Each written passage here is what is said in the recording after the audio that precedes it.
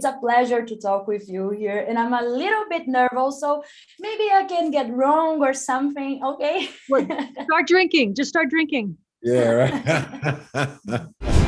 I was in prison. I just got out. I was there for 20 years.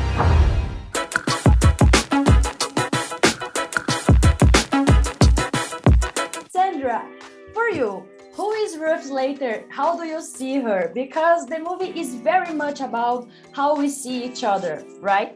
Ruth, I can probably say safely, is a lot of women's anger and a lot of women's pain and that side of ourselves that we're not allowed to show. Maybe not to that degree, but she's the one who sacrifices. It's about people, women who sacrifice every single day and never have a movie made about them, never have their stories represented. But what we can do is when you see someone's story that is underrepresented, you can shine a light on it, a light on their sacrifice and their bravery, and maybe make it more understandable why they did what they did, so we don't judge. It's very easy to judge when you don't know the whole story. Does your release alter the terms of your no contact order? You don't have to give me a speech. I'm looking for Katie. For you, Rob, who is Ruth Slater and how do you see her? Ruth Slater is my passion project. I want to keep her out of jail the best way I can. I see something special in her.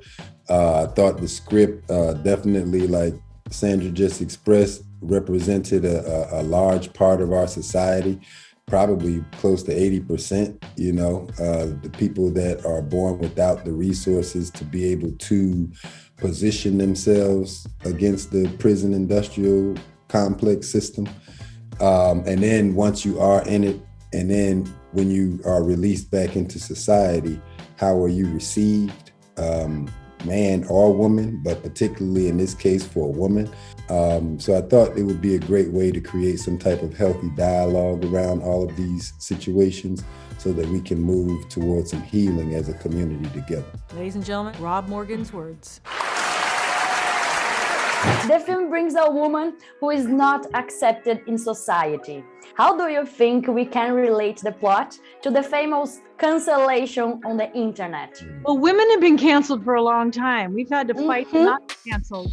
Falou e disse Sandrinha. Things are getting better because I feel there's power in numbers and support. And it's not just support from other women, we're getting support from men. We still have a ways to go, but what I learned in talking with incarcerated women and women who've left incarceration or trying to re-enter society, they all have similar stories in how their lives began. If you're already a woman, you're sort of expected to behave a certain way. Anger is not acceptable. Rage, defense, we're not allowed to be those things. It's not as readily acceptable as men.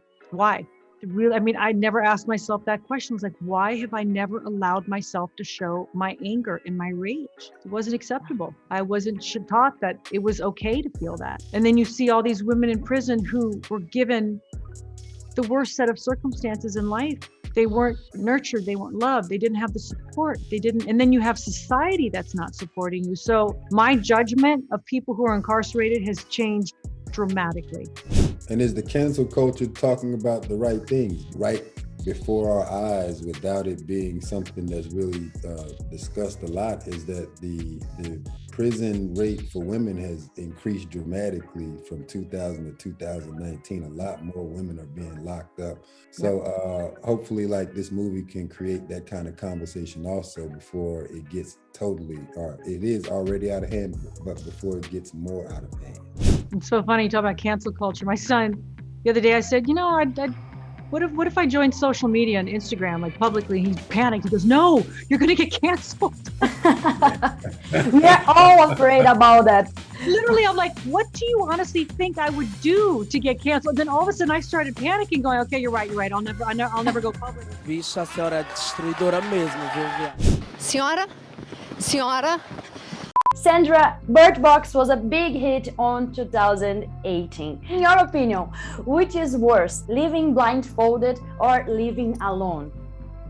Oh gosh, living alone, 1000%. What's interesting is that when you go through the classes for adoption, and especially foster care, you need to be educated on trauma. And they ask you, what do you think is the worst abuse? And when you're asked that question, you think it's It's a setup to have you fail. I was like, I'm going to answer it incorrect because they're all horrendous. And the woman that was teaching me and taking me through the classes said, neglect is the worst. Because with all the other abuses, there's a reason for you to exist. With neglect, you don't exist. So when you are alone and no one sees you and you don't exist, how are you supposed to develop compassion, empathy, and understanding that there's a reason to go on in life? There isn't.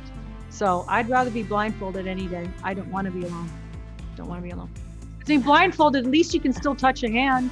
At least you can feel a hug. At least you can hear a voice. At least there's something there. Being alone, there's no one. It's just you and your thoughts about yourself.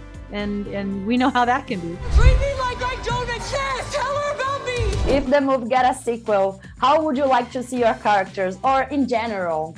I know what you're gonna say. Vince Cross and Ruth Slater falls madly in love, and then they go on a road trip. It's always a road trip. We gotta be in a vehicle. There's always a vehicle involved. Yeah, and then we drive to the North Pole.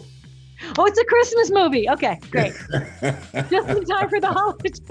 We gotta turn the cheer up a little bit. Yeah, exactly. So we can cheer it up. But it would definitely be with Vince Cross and Ruth Slater. I think the continuation of that journey has so many layers and stories to tell and things to happen. I think that would be amazing, actually. I'd love to see what happens there. I don't quit. Not on Katie.